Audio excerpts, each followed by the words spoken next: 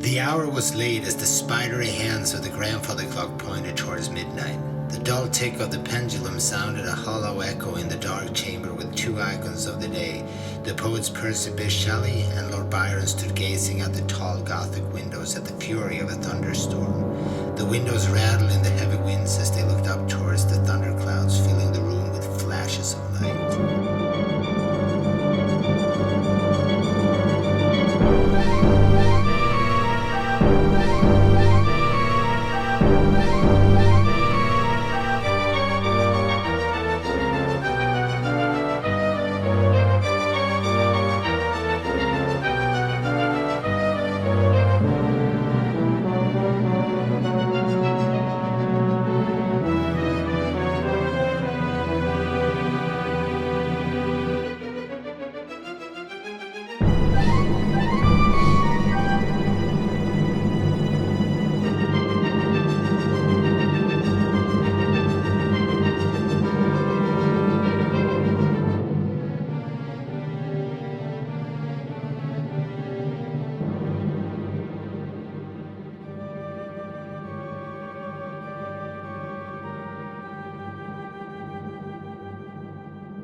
The two often met at Shelley's estate on a mountainside in north of England to discuss poetry and their thoughts on future works. Tonight was different, however, for Shelley's wife, Mary, had come from her bedchamber and joined them, for it seemed she was frightened by the fury of the storm.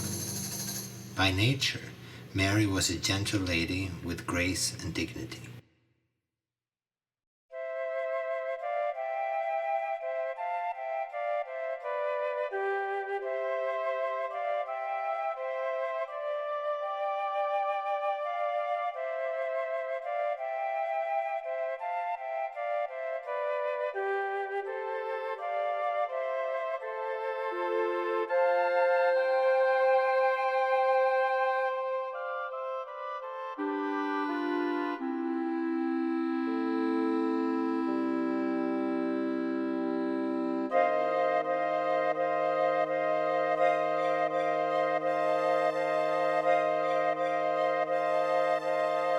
Shelley studied his wife's appearance with concern as the flash of light through the tall windows illuminated her face.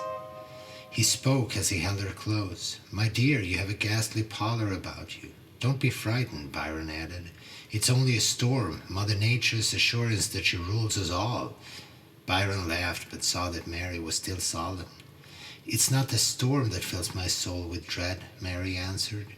"In my chamber, I awoke suddenly from a dream that leaves me shuddering, a fantastic dream from the devil himself, filled with blasphemy."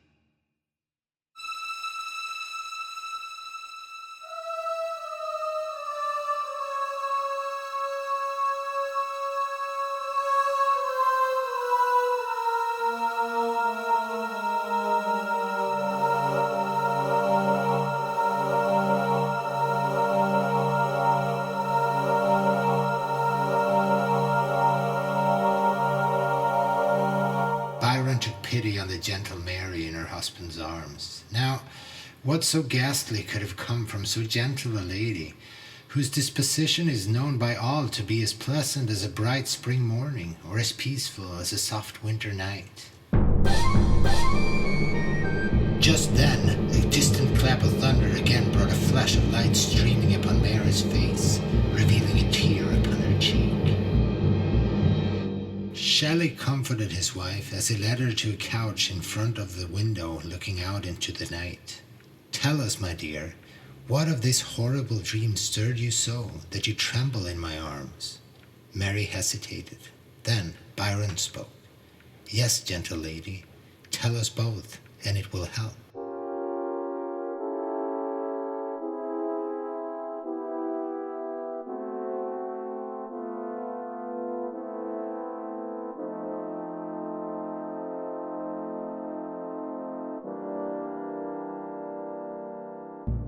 And so began the story you're about to hear of the one whose ambition drove him to assume the work forbidden to man, and in so doing was driven from his fatherland.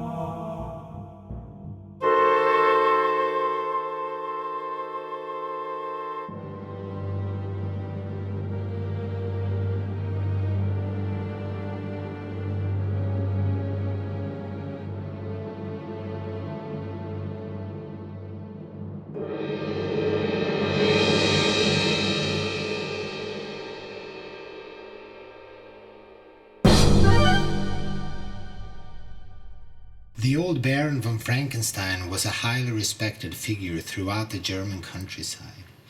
He raised his son Henry on a large estate in a valley, in view of an ancient and abandoned castle on the summit of a nearby mountain, the castle of their ancestors from centuries ago.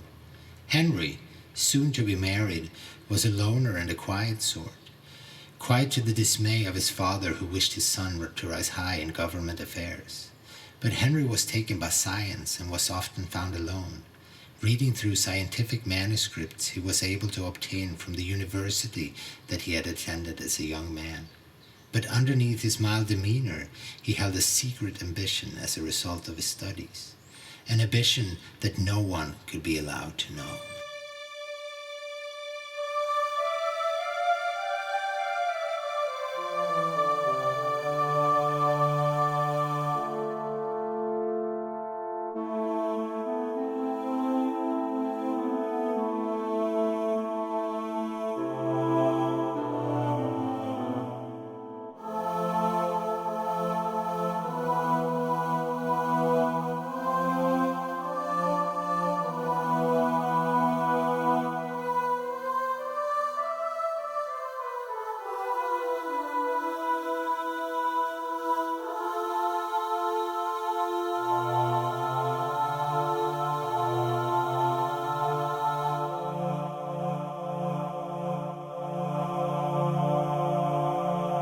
No one but Fritz, a mentally weak but devoted lifelong servant to his master. Fritz was hunchbacked and walked with a crippled gait, and for his devotion Henry gave him much attention, and even at times confided in him.